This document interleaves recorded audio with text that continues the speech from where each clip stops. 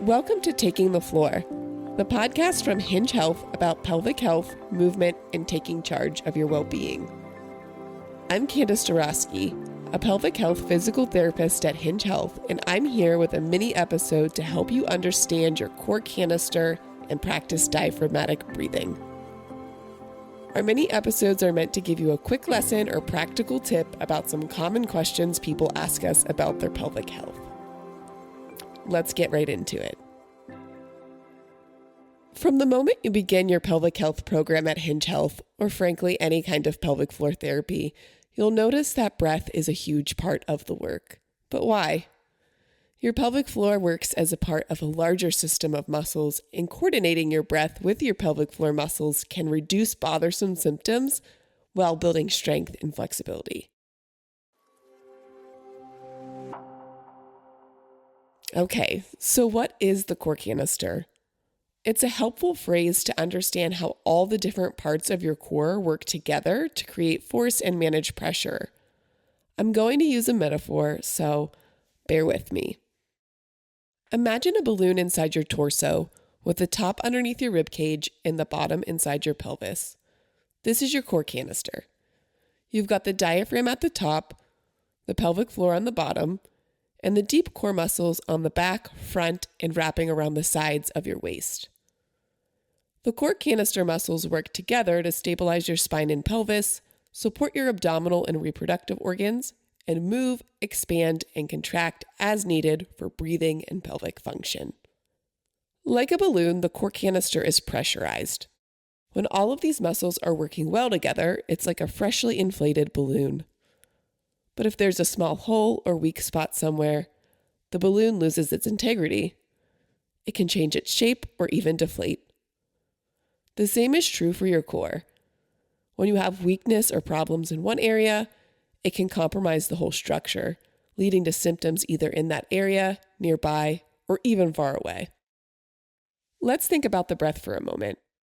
As you breathe in and your lungs expand, the top of the balloon, your diaphragm, naturally gets pushed downward, as does the bottom of your balloon, your pelvic floor. As you exhale and your lungs contract, the balloon deflates and lifts back up. People can get really tripped up by this, but it's all about practicing. You don't have to get it perfect right away. Diaphragmatic breathing simply means intentionally allowing the balloon to expand and lower down, the muscles of your core canister relaxing and lowering as you inhale, and letting the balloon contract and lift, the muscles of your core canister engaging and lifting as you exhale. Let's try it together. Sit or stand tall, or find length in your spine if you're lying down while you listen. Now take a deep breath in, imagining that balloon filling up with air as it lowers down towards your pelvis. Now a long breath out, feeling the balloon deflate as it lifts. Again, breathe in, balloon expanding and moving downward. Breathe out, balloon contracting and lifting.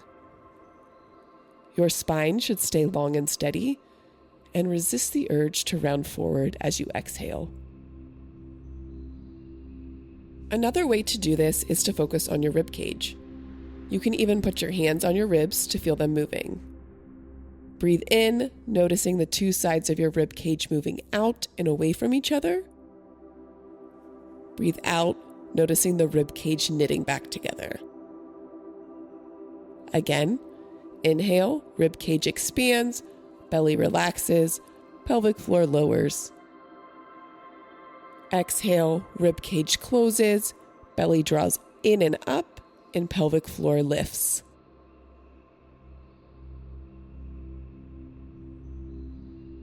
Let your breath return to a more relaxed pattern. You're off to a great start. So what's this kind of breathing useful for? You can try this pattern when you're working on your Kegels or reverse Kegels. You can use that diaphragmatic exhale as you contract the pelvic floor and the inhale as you relax. It's a great way to relax and calm your body if you're feeling stressed or just need to wind down. It can even be useful as a core warm-up to help you connect with your breath before a workout. If this felt a little hard or confusing, try not to worry. This is a process, and we really want to help you build confidence as you practice.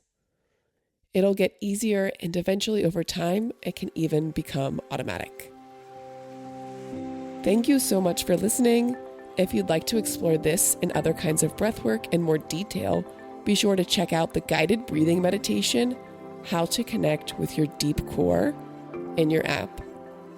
Remember, if you're dealing with pelvic floor issues, you're not alone, and we're here for you.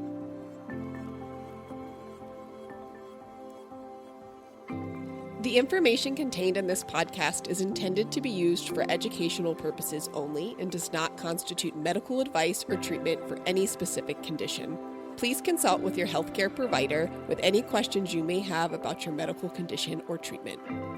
Check out your Hinge Health app library for new episodes coming soon.